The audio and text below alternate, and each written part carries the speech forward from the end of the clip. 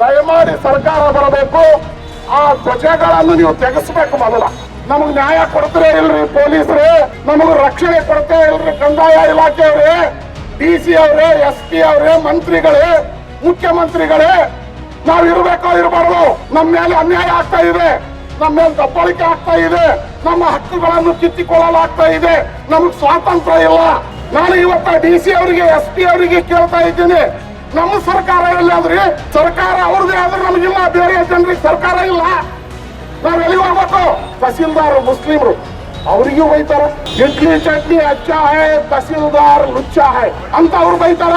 ತಹಸೀಲ್ದಾರರು ಕಾನೂನಿನ ಪ್ರಕಾರ ಕ್ರಮ ತೆಗೆದುಕೊಳ್ತಾ ಇದ್ದಾರೆ. ಅವ್ರಿಗೆ ನಾವೊಂದು ಸ್ಲೇಟ್ ಕೊಡ್ತಾ ಇದ್ದೀನಿ. ನಾನು ಇಲ್ಲ ಸಲ್ಲದ ಆರೋಪ ನನ್ನ ಮೇಲೆ ಮಾಡ್ತಾ ಇದ್ದಾರೆ. ಇನ್ನೊಂದು ಹೇಳ್ತಾ ಇದ್ದಾರೆ ಜನರಿಗೆ, ವೇಣುಗೋಪಾಲ್ ಸೋರ ಎಲ್ಲ ಅಂಗಡಿ ಕಿರಾಯ ನಾ ತಿಂತೀನಿ ಅಂತ, ಎಲ್ಲ ಬಾಡಿಗೆ ನಾ ತಿಂತೀನಿ ಅಂತ. ನೀವು ಆಫೀಸ್ಗೆ ಹೋಗಿ, ಪಂಚಾಯತಿಗೆ ಹೋಗಿ ಅಂಜಿಸಿ ದುಡ್ಡು ಹತ್ತೀರಿ, ನನಗ್ ಟೀಕೆ ಮಾಡ್ತೀರಾ? ನನಗ್ ಟೀಕೆ ಮಾಡ್ತೀರ ನೀವು? ನಿಮ್ಗೆ ಏನ್ ನೈತಿಕತೆ ಇದೆ? SP ಕಾಲೇಜ್ ಸ್ಟಾಫಿನ ಮೇಲೆ ನೀವು ಕೇಸ್ ಮಾಡಿರಲ್ಲ, ಕಾನೂನಿನ ಪ್ರಕಾರ ಮಾಡಿರಿ ಏನು ಅಂತ ನಿಮ್ಮ ಮಕ್ಕಳು ಕೇಳಿದ್ರೆ ಏನು ಉತ್ತರ ಕೊಡ್ತೀರಿ? ನಮ್ಮ ಮೈದಾನದಲ್ಲಿ ಎಲ್ಲಿಯವರೆಗೆ ಆ ಧ್ವಜಗಳು ಇರುತ್ತವೆಯೋ ಅಲ್ಲಿಯವರೆಗೆ ಸಂವಿಧಾನದ ಅವಮಾನ ಆಗುತ್ತದೆ. ನನ್ನ ವಿರುದ್ಧ ಬಹಳ ಅವಾಚ್ಯ ಶಬ್ದಗಳನ್ನು ಬಳಸಿದ್ದಾರೆ.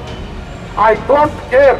ಅಲ್ಲಿ ಗ್ರಂಥಾಲಯ ಕಟ್ಟಿ, ಅರೆ ನಮ್ಮ ಸಂಸ್ಥೆದವ್ರಿಗೆ ಒಂದು ಪತ್ರ ಬರೀರಿ, HKE ಸಂಸ್ಥೆದವ್ರು ಅಲ್ಲಿ ಗ್ರಂಥ ಕಟ್ರಿ, ಅಂಬೇಡ್ಕರ್ ಅವ್ರ ಹೆಸರಿಡ್ರಿ ಅಂದ್ರೆ ಅವರು ನಿರ್ಣಯ ತಗೊಂತಾರ ಮೀಟಿಂಗ್ದಾಗ. ನೀವ್ಯಾರು ನಮ್ಮ ಜಾಗದಾಗ ಬಂದು ಗ್ರಂಥಾಲಯ ಕಟ್ತೀವಿ ಅನ್ನೋರು? ನಮ್ಮ ಸಂಸ್ಥೆ ಆದ ಒಂದು ಗ್ರಂಥಾಲಯ ಕಟ್ಟಲ್ಲ ಮಹಾನ್ ನಾಯಕನ ಹೆಸರಿನಲ್ಲಿ. 10-20 ಜನ ಸ್ಟ್ರೈಕ್ ಮಾಡಿಕಂತ ಅವಾಚ್ಯ ಶಬ್ದದಿಂದ ಜನರಿಗೆ ಭಯ ಹುಟ್ಟಿಸೋದು ಮಾಡಿದ್ರ ಕಾನೂನು ಕೇಳಲ್ಲ. ಪ್ರಭು ಕಾಲೇಜವ್ರಿಗೆ ಒಂಥರ ನೈತಿಕ ಬೆಂಬಲ. ಯಾಕಂದ್ರ ನಾವು ಕಾನೂನಿನ ಪ್ರಕಾರ ಸಂವಿಧಾನದ ಚೌಕಟ್ಟಿನಲ್ಲಿ ಕೆಲಸ ಮಾಡಬೇಕು. ನಮ್ಮ ಮೈದಾನ ನಮಗೆ ಬೇಕು, ನಮ್ಮ ಮೈದಾನವನ್ನು ನಾವು ರಕ್ಷಿಸಿಕೊಳ್ಳುತ್ತೇವೆ. ಇದಕ್ಕಾಗಿ ನಾವು ಹೋರಾಟ ಪ್ರಾರಂಭ ಮಾಡಿದ್ರೆ DSSನ ಕೆಲವು ಮುಖಂಡರು ನಮ್ಮ ಮೇಲೆ ಅವಾಚ್ಯ ಶಬ್ದಗಳಿಂದ ನಿಂದನೆ ಮಾಡಿ ಜಾತಿ ನಿಂದನೆ ಪ್ರಕರಣ ದಾಖಲೆ ಮಾಡುತ್ತಾರೆ ಅಂದ್ರೆ ಇದು ನಾಚಿಕೆಗೇಡಿತನ ಕೆಲಸ ಇದೆ. ಬಂಧುಗಳೇ, ನಾವು ಸಂವಿಧಾನದ ರಕ್ಷಣೆ ಮಾಡ್ತಾ ಇದ್ದೀವಿ. ನಾವು ಇವತ್ತಿನ ದಿವಸ ಸಂವಿಧಾನದ ಯಾವ ಭಾಗದಲ್ಲಿದೆ? ಒಂದು ಸಂಸ್ಥೆಯ ಕಂಪೌಂಡಿನಲ್ಲಿ ಹೋಗಿ ಒಂದು ಸಂಘಟನೆ ತಮ್ಮ ಧ್ವಜ ಹಾಕ್ಬೇಕಂತ ಎಲ್ಲಾದ್ರೂ ಬರೆದಿದೆಯಾ? ನಾವು ಬಾಬಾ ಸಾಹೇಬ್ ಅಂಬೇಡ್ಕರ್ ಅವರಿಗೆ ಅವರಕ್ಕಿಂತ 100 ಪಟ್ಟು ಗೌರವ ಕೊಡುತ್ತೇವೆ. ಬಂಧುಗಳೇ, ನನ್ನ ಚೇಂಬರ್ಗೆ ಬಂದು ನೋಡಿರಿ. ನಾನು ಈ ಕಾಲೇಜಿನ campus coordinator. Doctor Baba Saheb Ambedkar ಅವರ ಫೋಟೋ ಒಂದೇ ನನ್ನ ಚೇಂಬರ್ದಲ್ಲಿದೆ. ಅವರ ಕಾಲಿಗೆ ಬಿದ್ದು ನಮಸ್ಕಾರ ಮಾಡುತ್ತೇವೆ ನಾವು. ಆದ್ರೆ ನೀವೇನು ಮಾಡ್ತಾ ಇದ್ದೀರಿ DSSನವರೇ? ನಾನು ಈ ಕಾಲೇಜಿನ ಕೋಆರ್ಡಿನೇಟರ್ ಆದ ನಂತರ ನಮ್ಮ DSS ಬಂಧುಗಳು, ಜಂಡದಕೇರಿಯ ನಮ್ಮ ಮಿತ್ರರು ನಮ್ಮ ಜೊತೆಗೆ ಮಾತಾಡಿ ಸಂಸ್ಥೆಗೆ ಹೇಳಿ ಅಂಬೇಡ್ಕರ್ ಚೌಕು ದೊಡ್ಡದು ಮಾಡೋದಕ್ಕಾಗಿ ಸ್ವಲ್ಪ ಸ್ಥಳ ಕೊಡಿಸ್ರಿ ಅಂತ ನನಗೆ ಕೇಳಿದ್ರು. ನಾನು ನನ್ನ ಕೈಯಲ್ಲಿಲ್ಲ, ಸಂಸ್ಥೆಗೆ ಹೋಗೋಣ, ಸಂಸ್ಥೆ ಕೊಟ್ಟರೆ ತೆಗೆದುಕೊಳ್ರಿ ಅಂತ ಹೇಳಿದ್ವಿ. ಆದರೆ ಮಾನಪ್ಪ ಶಲ್ಯದ್ ರಾತ್ರೋರಾತ್ರಿ ಏಪ್ರಿಲ್ 14ನೇ ತಾರೀಕಿಗೆ 4 ನೀಲಿ ಧ್ವಜಗಳನ್ನು ನಮ್ಮ ಮೈದಾನದಲ್ಲಿ ಹಾಕಿದ್ದಾರೆ. ನಾವು ಅದನ್ನು ತೆರವುಗೊಳಿಸಲು ವಿನಂತಿ ಮಾಡಿಕೊಂಡಿವಿ. ಮೊನ್ನೆ ನಮ್ಮ DSS ನಾಯಕರು ಹೇಳ್ತಾ ಇದ್ರು, ವೇಣುಗೋಪಾಲ್ ಸರ್ ಏನಲ್ರಿ RSSನವ್ರು ಅಂತ. ಕೇಸರಿ ಸೆಲ್ಲ ಹಾಕಿದ್ರು, RSS ಅಲ್ಲ. ನಮ್ಮ ವಾಲ್ಮೀಕಿ ಗುರು ಕೇಸರಿ ಪಟ್ಟಿ ಹುಟ್ಟದಂತಾನ RSS. ಲಿಂಗಾಯತ ಸಮಾಜದ ಧ್ವಜ ಕೇಸರಿ, ಕಬ್ಬಲಿಗೆ ಸಮಾಜದ ಧ್ವಜ ಕೇಸರಿ, ಸೂರ್ಯ ಕೂಡ ಕೇಸರಿ ಇರ್ತಾನೆ. RSS ಅಂತ ಸೂರ್ಯ. ಏನಿದು ಬಟ್ಟೆಯಿಂದ ಒಬ್ಬರು ನಡೀತೀರಿ ನೀವು? ಅಲ್ಲದೆ ನೀವು ಏನ್ ಹೇಳ್ತೀರಿ? ಮಾನ್ಯ ಪೊಲೀಸ್ ಅಧಿಕಾರಿಗಳಲ್ಲಿ ನಾವು ವಿನಂತಿ ಮಾಡಿಕೊಳ್ತಾ ಇದ್ದೇನೆ. ವಿಡಿಯೋ ವೈರಲ್ ಏನಾಗ್ತಾ ಇದೆ? ಪೊಲೀಸ್ ಸಾಹೇಬ್ರೆ ಒಬ್ಬರನ್ನ ಅವಾಚ್ಯ ಶಬ್ದದಿಂದ ಬೈಬೇಕಾ? ಏನೇನ್ ಬೈತಾ ಇದ್ದಾರೆ? ಅದಕ್ಕೆ ಉತ್ತರ ಕೊಡಕ್ ನಮಗೂ ಬರುತ್ತೆ. ಆದ್ರೆ ನಾವು ಆ ಮಟ್ಟಕ್ಕೆ ಹಿಡಿಯಲ್ಲ. ಪತ್ರಕರ್ತ ಮಿತ್ರರಿಗೆ ಒಂದು ಮಾತು ಹೇಳ್ತಾ ಇದ್ದೀನಿ. ನಮ್ಮ ಸಂಸ್ಥೆಯ ಎಲ್ಲ ಕಾರ್ಯದರ್ಶಿಗಳಾದಂತಹ ಚಿಂಚೋಳಿ ಸರ್ ಅವರು, ಸದಸ್ಯರಾದಂತಹ ಸಾಯಿನಾಥ್ ಸರ್ ಅವರು, ರಾಂಪುರೆ ಸರ್ ಅವರು, ಗಂಟಿ ಸರ್ ಅವರು, ಮರಗೋಳ ಸರ್ ಅವರು ಬಂದಿದ್ದಾರೆ ಸಂಸ್ಥೆಯ ಪರವಾಗಿ. ಇವತ್ತ ಇಡೀ ಲಿಂಗಾಯತ ಸಮಾಜದ ಪರವಾಗಿ ಬೆಂಬಲ ಸೂಚಿಸ್ತಾ ಇದ್ದಾರೆ ಸಜ್ಜನ್ ಅವರು. ಅದೇ ರೀತಿ ಮುಸ್ಲಿಂ ಸಮಾಜದ ಪರವಾಗಿ ಉಸ್ತಾದ್ ವಜಾತ್ ಹುಸೇನ್ ಬಂದಿದ್ದಾರೆ. ಹಳೆ ಸಂಘದ ವಿದ್ಯಾರ್ಥಿಗಳು ಬಂದಿದ್ದಾರೆ. ನಾವೇನು ಅನ್ಯಾಯ ಮಾಡ್ತಾ ಇದ್ದೀವಿ? ನಾವು 1969ರಲ್ಲಿ ನಮ್ಮ ಕಾಲೇಜ್ ಪ್ರಾರಂಭ ಆಯ್ತು. ದಿವಂಗತ ಲಿಂಗಾಯಕ ರಾಂಪುರೆ ಸಾಹೇಬರು ರಾಜಾ ಪಿಟ್ನಾಯಕರ ಹತ್ರ ಬಂದು ನಿಮ್ ಊರಲ್ಲಿ ಒಂದು ಕಾಲೇಜ್ ಮಾಡ್ತೀವಿ ಅಂದ್ರೆ ಅವರು ಅರ್ಧ ದರ್ಬಾರ್ ಕೊಟ್ಟರು. ರಾಜಾ ಪಿಟ್ನಾಯಕ್ ಅವರು ಅರ್ಧ ದರ್ಬಾರದಲ್ಲಿ ನಾವು ಕಾಲೇಜ್ ನಡೆಸಿದ್ವಿ. 1976ರಲ್ಲಿ ಸರ್ಕಾರ ನಮಗೆ 14 ಎಕರೆ ಜಮೀನು ಮಂಜೂರಿ ಮಾಡಿತು. ನಂತರ ಹಳ್ಳದ ಮಹದೇವಪ್ಪ ಅವರು ನಮಗೆ 2 ಎಕರೆ ದಾನ ನೀಡಿದ್ದಾರೆ. ಒಟ್ಟು 16 ಎಕರೆ ಜಮೀನಿದೆ. ಒಟ್ಟು 16 ಎಕರೆ. ನಾ ಈ ಕಂದಾಯ ಇಲಾಖೆಯವರಿಗೆ, ಪೊಲೀಸ್ ಇಲಾಖೆಯವರಿಗೆ ಮನವಿ ಮಾಡಿಕೊಳ್ಳೋದು ಏನಂತಂದ್ರೆ, ನಮಗೆ 16 ಎಕರೆ ಜಮೀನನ್ನು ಅಳೆದುಕೊಡ್ರಿ. ಅವ್ರು ಹೇಳ್ತಾ ಇದ್ದಾರೆ 7/1ರಲ್ಲಿ 2 ಎಕರೆ 26 ಗುಂಟೆ ಉಳಿದಿವೆ. ಸಮಸ್ಯೆ ಇರೋದು 7/1 ಭೂಮಿಯಲ್ಲಿ ನಿಜ 6 ಎಕರೆ 15 ಗುಂಟೆ ಇದೆ. ನಮಗ್ ಕೊಟ್ಟಿರೋದು 3 ಎಕರೆ 29 ಗುಂಟೆ. ಇನ್ನ 2 ಎಕರೆ 26 ಗುಂಟೆ ಎಲ್ಲಿದೆ? ಇದು ಪ್ರಶ್ನೆ. ಬಸ್ ಸ್ಟ್ಯಾಂಡ್ ಇದೆ ಅಲ್ರಿ, 30 ಗುಂಟೆ ಬಸ್ ಸ್ಟ್ಯಾಂಡ್ 7/1ರಲ್ಲಿದೆ. ಬಸ್ ಸ್ಟ್ಯಾಂಡಿನಿಂದ ಕೆಂಬಾವಿ ರೋಡಿಗೆ ಬಾಯಿ ಇದೆ ಅಲ್ರಿ, 1 ಎಕರೆ 10 ಗುಂಟೆ ಆ ರೋಡ್ ಇದೆ. ಅಂಬೇಡ್ಕರ್ ಚೌಕಿನಿಂದ ಹಿಡಿದು ಸಂತ್ರಸ್ವಾಡಿ ಅವರಿಗೆ 9 ಗುಂಟೆ 7/1ರಲ್ಲಿ ಭೂಮಿ ಇದೆ. ಆ ನಂತರ ನಮ್ಮ ಕಾಲೇಜಿನಿಂದಗಡೆ ಒಂದು ಓಣಿ ಇದೆ ಸಂತ್ರಸ್ವಾಡಿ ಅಂತ. ಸಂತ್ರಸ್ವಾಡಿ 1 ಎಕರೆ 8 ಗುಂಟೆಯಲ್ಲಿ ಆ ಓಣಿ ನಿರ್ಮಾಣ ಆಗಿದೆ. ಅಂದ್ರೆ 3/1 ಜಮೀನಿನಲ್ಲಿ ಉಳಿದ 2 ಎಕರೆ 26 ಗುಂಟೆ ನಮ್ಮ ಕಂಪೌಂಡ್ ಹೊರಗಡೆ ಇದೆ, ಕಂಪೌಂಡ್ ಒಳಗಡೆ ಇಲ್ಲ. ಯಾರೋ ಹೇಳ್ತಾರ ಸರ್ವೆ ಮಾಡಿಸ್ಯಾರ 1 ಎಕರೆ 18 ಗುಂಟೆ ಒತ್ತುವರಿ ತಗೊಂಡಾರ. ಸುಳ್ಳೇದು. ಒಂದು ಗುಂಟೆ ನಾವು ಒತ್ತುವರಿ ಮಾಡಿಕೊಂಡಿಲ್ಲ. 1 ಎಕರೆ ನಾವು 1 ಗುಂಟೆ ಕೂಡ ನಮ್ಮ ಮೈದಾನದಲ್ಲಿಲ್ಲ. ಅದಕ್ಕಾಗಿ ನಾನು DSS ದವರಿಗೆ ವಿನಂತಿ ಮಾಡಿಕೊಳ್ತಾ ಇದ್ದೀನಿ, ವಾಲ್ಮೀಕಿ ಸಮಾಜದವ್ರಿಗೆ ವಿನಂತಿ ಮಾಡಿಕೊಳ್ತಾ ಇದ್ದೀನಿ, ದಯಮಾಡಿ ನಿಮ್ಮ ಧ್ವಜಗಳನ್ನು ತೆಗೀರಿ. ಕಾಲೇಜಕ್ಕ ಶಿಕ್ಷಣ ಬೆಳೆಯಲು ಅವಕಾಶ ಮಾಡಿಕೊಡ್ರಿ. ನಾವು ಮಾತುಕತೆ ಆಡಿದ್ದೀವಿ. ಸಮಾಜ, 2 ಸಮಾಜದವ್ರಿಗೆ ನಾವು ಮಾತಾಡಿದ್ದೀವಿ. ವಾಲ್ಮೀಕಿ ಸಮಾಜದವರು ನಾವು ಇವತ್ತೇ ತೆಗಿತೀವಿ, ಅವ್ರದ್ದು 2 ತೆಗೆದು ಬಿಡ್ರಿ.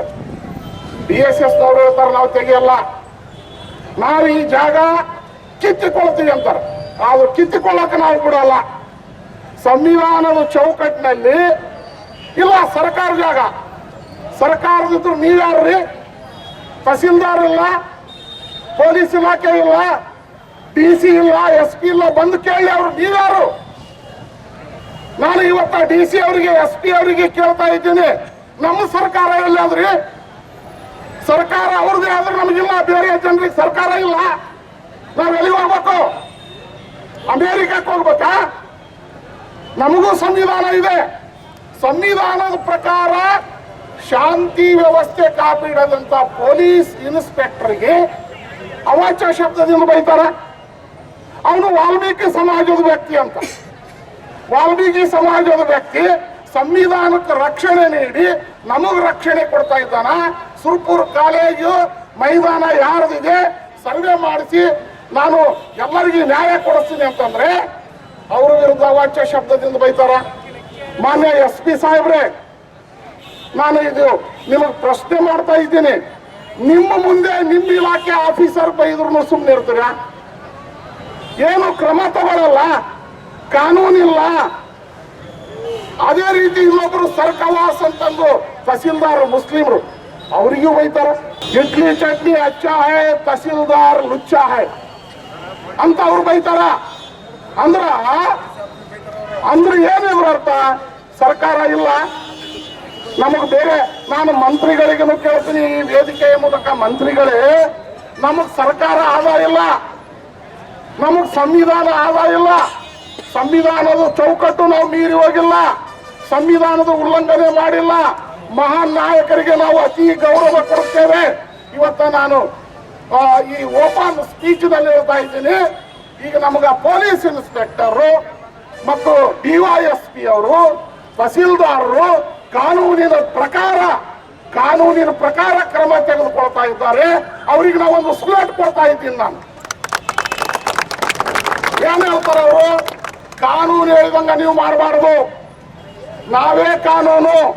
ಒಬ್ಬ DSS ನಾಯಕ ಮಾತಾಡ್ಯಾನ, ಸರ್ ನಾವೇ MLA, ನಾವೇ SP, ನಮ್ಮದೇ ಸರ್ಕಾರ, ಇಲ್ಲಿ ಯಾರ್ದು ಇಲ್ಲ ಅಂದ್ರೆ ನಾನು ಕೇಳ್ತಾ ಇದ್ದೀನಿ ಮಿನಿಸ್ಟ್ರಿಗೆ, CMಗ, DC ಅವರಿಗೆ, ನಮ್ಮ ಸರ್ಕಾರ ಎಲ್ಲೇ ತೋರಿಸ್ರಿ, ನಮ್ಮ ಸರ್ಕಾರ ಎಲ್ಲೇ ತೋರಿಸ್ರಿ. ನೀವು ನಾವೇನನ್ನೇ ಮಾಡೀವಿ, ನೀವು 100 ಸಲ ಹೇಳಿರಿ ಅದನ್ನ. ಇವತ್ತಿನ ದಿವಸ ಇಲ್ಲಿದ್ದವ್ರು ಯಾರಾದ್ರೂ ನಿಮ್ಮ ಮೊಬೈಲ್ ತಗೊಂಡು ದಿಶಾಂಕ ಆ್ಯಪ್ ಓಪನ್ ಮಾಡ್ರಿ, 7 ಬಾರ್ ಒಂದಲ್ಲಿ ಅದ ನಿಮಗೆ ಕರ್ಕೊಂಡು ಹೋಗ್ತದೆ. ನೀವೇ ಸರ್ವೆ ಮಾಡ್ರಿ. 1 ಎಕರೆ ಅಲ್ಲಿ ಅವ, ಸರ್ವೇರಿಗೆ ಅಂಜಿಸಿ ಬರೆದು ಆ 1 ಎಕರೆ ಮುಚ್ಚಿಟ್ಟು 1 ಎಕರೆ 18 ಗುಂಟೆ ಇವರು ಒತ್ತುವರಿ ಮಾಡ್ಯಾರ ಅಂದ್ರೆ ಯಾವ ನ್ಯಾಯ ಸರ್? ಯಾವ ನ್ಯಾಯ? ನಮಗ್ ನ್ಯಾಯ ಕೊಡ್ತಾರೆ ಇಲ್ರಿ ಪೊಲೀಸರೇ?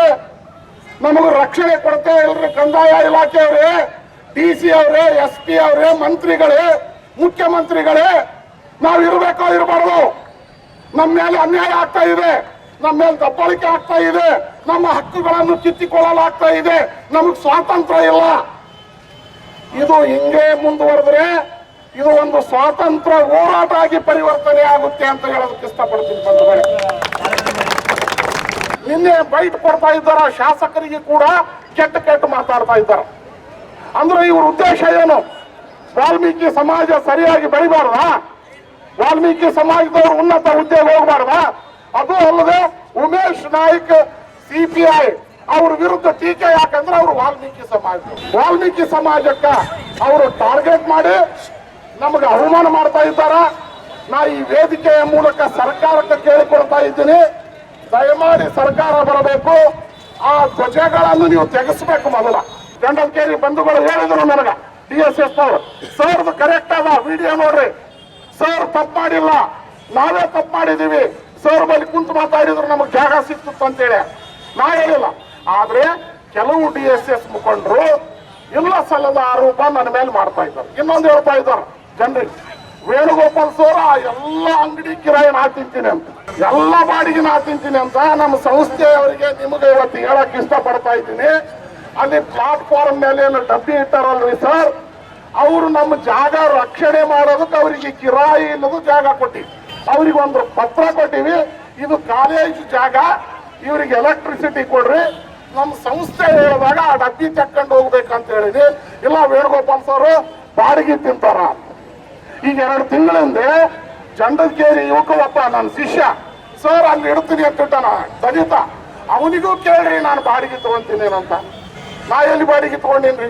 ಅಲ್ರಿ, ನೀವು ಆಫೀಸ್ಗೆ ಹೋಗಿ ಪಂಚಾಯತಿಗೆ ಹೋಗಿ ಅಂಜಿಸಿ ದುಡ್ಡು ಹಾಕ್ತೀರಿ, ನನಗ್ ಟೀಕೆ ಮಾಡ್ತೀರಾ? ನನಗ್ ಟೀಕೆ ಮಾಡ್ತೀರ ನೀವು? ನಿಮ್ಗೆ ನೈತಿಕತೆ ಇದೆ? ತಗೊಂಡಿನಿ ಅಂತ ತಿಳ್ಕೊಳ್ರಿ. ಯಾರ್ದು ನಮ್ಮ ಸಂಸ್ಥೆ ಅದಲ್ರಿ, ನನಗೂ ಗೊತ್ತಿದೆ.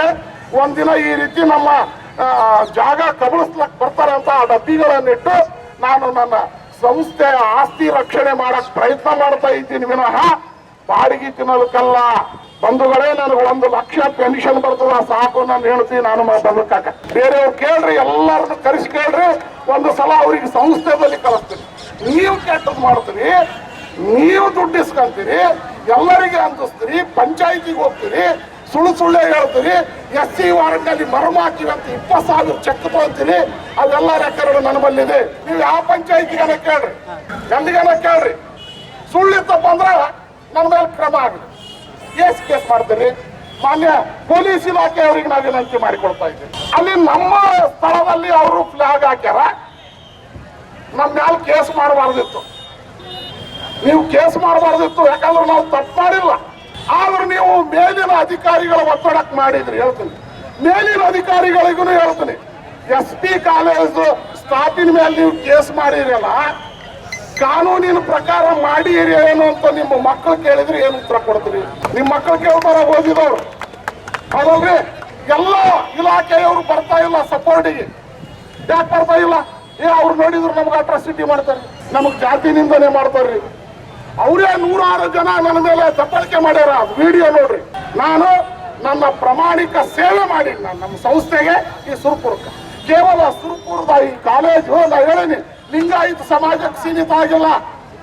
ಎಲ್ಲಾ ಸಮಾಜದ ಹಿರಿಯರು ತಮ್ಮ ಕೈಲಾದಂತ ಶಿಕ್ಷಣದ ಸಸ್ಸು ಕಟ್ಟ್ಯಾರ. ಮೊದಲ ರಾಂಪುರ ಸಾಹೇಬರು ಎಲ್ಲಾ ಸಮಾಜದವ್ರ ಬಳಿ 1% ಸಸ್ಸು ತಗೊಂಡಾರ. ಅದಕ್ಕಾಗಿ ನಾನು ಹೇಳ್ತಾ ಇದ್ದೀನಿ, ಇದು ಕೇವಲ ಲಿಂಗಾಯತ ಸಮಾಜದ ಸಂಸ್ಥೆ ಅಲ್ಲ, ಇದು ನಮ್ಮ ಸುರಪುರ ನಾಗರಿಕರ ಸಂಸ್ಥೆ. ನೀವೆಲ್ಲರೂ ಬರ್ರಿ, ಹೋರಾಟ ಮಾಡ್ರಿ, ಸುಮ್ನೆ ಜಾತಿ ನಿಂದನೆ ಕೇಸ್ ಮಾಡಬೇಡ್ರಿ ಅಂತ ನಾನು ಪೊಲೀಸರಿಗೆ ವಿನಂತಿ ಮಾಡಿಕೊಳ್ತಾ ಇದ್ದೀನಿ. ಸುಪ್ರೀಂ ಕೋರ್ಟ್ ಕೂಡ ಡಿಸಿಷನ್ ಕೊಟ್ಟಿದೆ, ಕೇವಲ SC ST ಅಂದ ಮಾತ್ರಕ್ಕೆ ನೀವು ಅಟ್ರಾಸಿಟಿ ಕೇಸ್ ಮಾಡಬೇಡ್ರಿ ಅಂತ. ಮಧ್ಯಪ್ರದೇಶದಲ್ಲಿ ಗಂಡ ಹೆಂಡತಿ, ಗಂಡ ಉನ್ನತ ಒಬ್ಬ ಮೇಲ್ಜಾತಿಯವ, ಹೆಂಡತಿ SC ಅಟ್ರಾಸಿಟಿ ಮಾಡಿದ್ರೆ ಸುಪ್ರೀಂ ಕೋರ್ಟ್ ತಿರಸ್ಕಾರ ಮಾಡಿದೆ. ನಾನು ಅದಕ್ಕೆ DC SP ಸಂಬಂಧಪಟ್ಟ ಮಂತ್ರಿಗಳಿಗೆ, ಮುಖ್ಯಮಂತ್ರಿಗಳಿಗೆ ವಿನಂತಿ ಮಾಡಿಕೊಳ್ತಾ ಇದ್ದೀನಿ, ಯಾವುದೇ ಅಟ್ರಾಸಿಟಿ ಕೇಸ್ ಆಗ್ಬೇಕಾದ್ರೆ ಮೊದಲು 8 ದಿನ ಅದ್ರ ಬಗ್ಗೆ ಇನ್ವೆಸ್ಟಿಗೇಷನ್ ಮಾಡ್ರಿ. ಅವ್ರು ಅಂದದ್ದು ನಿಜನಾ, ದಬ್ಬಳಿಕೆ ಮಾಡಿದ್ದು ನಿಜನಾ, ಅದನ್ನು ನೋಡಿಕೊಂಡು ಕೇಸ್ ಮಾಡ್ರಿ. ಅನಾವಶ್ಯಕ ನೀವು ಜಾತಿ ನಿಂದನೆ ಕಾಯ್ದೆ ಅಡಿಯಲ್ಲಿ ನೀವು ಕೇಸ್ ಮಾಡಿದ್ರಿ ಅಂದ್ರ ಸಂವಿಧಾನ ತನ್ನ ಗೌರವ ಕಳೆದುಕೊಳ್ಳುತ್ತದೆ. ಇನ್ನೊಂದು ಮಾತಾಡ್ತಾ ಇರ್ತೀನಿ, ನಮ್ಮ ಮೈದಾನದಲ್ಲಿ ಎಲ್ಲಿಯವರೆಗೆ ಆ ಧ್ವಜಗಳು ಇರುತ್ತವೆಯೋ ಅಲ್ಲಿಯವರೆಗೆ ಸಂವಿಧಾನದ ಅವಮಾನ ಆಗುತ್ತದೆ. ನಾವು ಸಂವಿಧಾನದ ಪರವಾಗಿದ್ದೀವಿ, ಸಂವಿಧಾನದ ಚೌಕಟ್ಟಿನಲ್ಲಿ ಕೆಲಸ ಮಾಡ್ತಾ ಇದ್ದೀವಿ, ಯಾರಿಗೆ ವೈಯಕ್ತಿಕ ಬೈತಾ ಇಲ್ಲ. ಮತ್ತೊಮ್ಮೆ ಹೇಳ್ತಾ ಇದ್ದೀನಿ, 16 ಎಕರೆ ಸರ್ವೆ ಮಾಡ್ರಿ, ಸರ್ವೆ ಮಾಡಿ ನಮ್ಗೆ ಕೊಡ್ರಿ. ಒಂದು ಗುಂಟಿ ಕೂಡ ನಾವು ಹೆಚ್ಚು ತಗೊಂಡಿಲ್ಲ. ಏನಾದರೂ ಯಾರು ದಬ್ಬಾಳಿಕೆಗೆ ನೀವು ಹೆಚ್ಚು ತೋರಿಸಿದ್ರಿ ಅಂದ್ರ ಕಾನೂನಿನ ಪ್ರಕಾರ ಅದು ಸೊಸೈಟಿಗೆ ಕೊಡ್ಬೇಕಾಗ್ತದೆ, ಯಾರ್ಯಾರಿಗೆ ಕೊಡಕ್ ಬರಲ್ಲ. ಅದಕ್ಕೆ ಈ ಹೋರಾಟ ಆಗಲ್ಲ, ಮುಂದೆ ಒಂದು ದಿನ ಕ್ರಾಂತಿ ಆಗ್ತದೆ. ನಾವು ಸಂವಿಧಾನದ ಚೌಕಟ್ಟಿನಲ್ಲಿ ಪ್ರತಿಯೊಂದು ನಿರ್ಣಯ ತೆಗೆದುಕೊಳ್ಳೋಣ. ಅನಾವಶ್ಯಕವಾಗಿ ನಾವು ನಾಗರಿಕರಿಗೆ ತೊಂದರೆ ಕೊಡೋದು ಬೇಡ.